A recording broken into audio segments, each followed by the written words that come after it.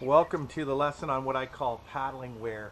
I'm wearing what I would normally wear when I paddle, and I'm going to just go over all the stuff, starting from my feet to my head, and then I am going to talk about some of the extra things you might want to bring along and how that works. Okay.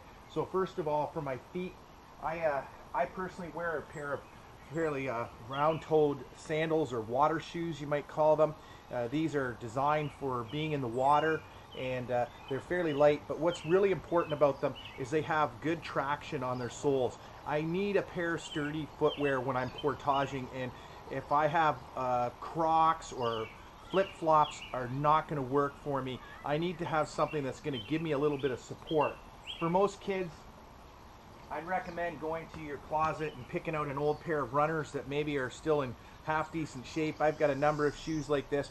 They're not leather. These ones are synthetic fiber. In this case, I've even taken the insoles out. I might put them back in. It's up to me. They'll dry out a little bit overnight, but they're going to get wet, and they're going to probably stay wet all day. They don't typically dry sometimes for the whole trip. When we get to camp, we'll have a pair of camp shoes that are dry. There's where I use my Crocs. I find Crocs are really easy. They get wet, they dry fast. And if I wear a pair of fleece or wool socks inside those, they work very well to keep the bugs off my ankles and up my thighs or up my calves.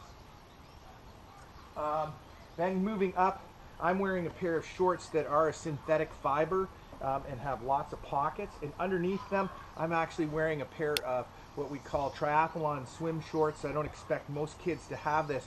Most of them will probably just wear a pair of board shorts. And I strongly recommend whatever board shorts you have some pockets. If they can have a zipper in them, like these ones here, these ones are zippered, that's better. That way you can contain things in your pockets. You don't have to worry about losing them along the way.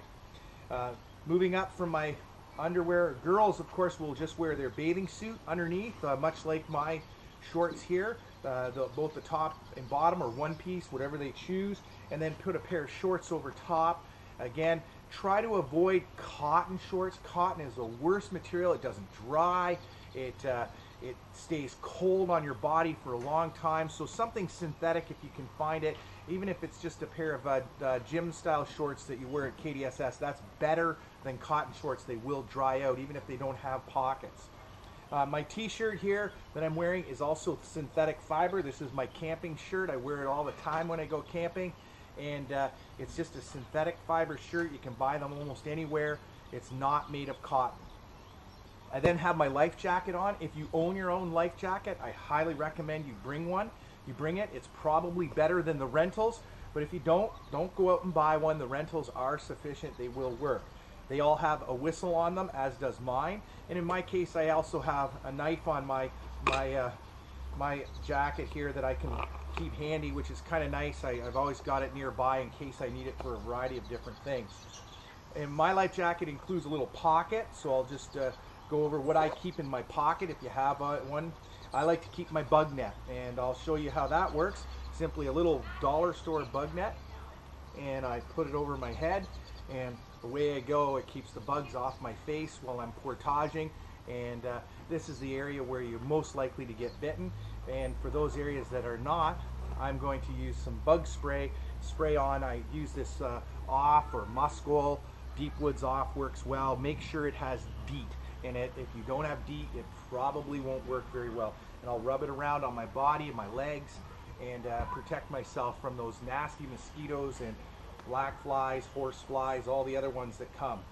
And again, nice and handy, so when I need these things, I can just grab them and tuck them right back into their spot real quick. Zipper, away I go. All right. Then I have a hat.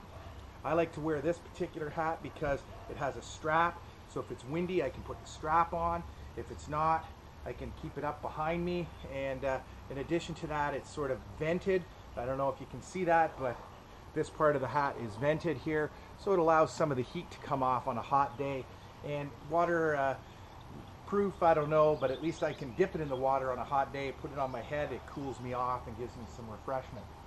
A few other things I want to have in the boat nearby and handy. One is my raincoat. This is my raincoat. It's a pretty heavy duty one. I'd imagine most of the kids will get a lighter weight one, but I like this one because it really duals as a sort of a warm coat if I need to. It keeps the rain off and the wind out, of course. And I have it rolled up into the hood here. And so I'm going to have that somewhere in the boat nearby, maybe by my pack, maybe in a small bag. I might even put this in the first aid kit because I do carry the first aid bag as well.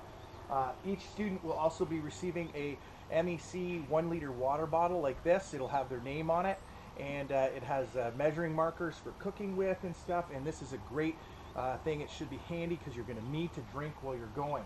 In addition to that, each student will have a container of Gorp. Maybe not one like this. This is my own, but you might have a little Gatorade bottles are often what we use. We fill them up with Gorp, so you always have some food handy in case you get hungry along the way. There's nothing worse than having to work hard and do it without food. And so this is the way we go. We put lots of little goodies in there like Smarties or M&Ms to help make them good. Some people like the old cowboy hat. I often wore this on trip. I think I'm going to go to my newer Misty Mountain this year. In addition to that, there's one last thing you want to make sure you have handy, and that's your sunscreen. I'm not a big sunscreen fan. I don't wear it much, but every boat at least, or 2 boats even, could share one of these sunscreen bottles. You don't need one for every single person, but you better make sure you know where you can get some. I will have some in my first aid kit, and so if you need it, you can access it. And that's what you're going to have on and around you in the canoe. The rest of your gear is going to be packed away and is not going to be available to you. So you have to make sure that you have these things available, and you should be okay. All the rest, it's a bit more of an inconvenience to get to it, but you can if you have to in an emergency.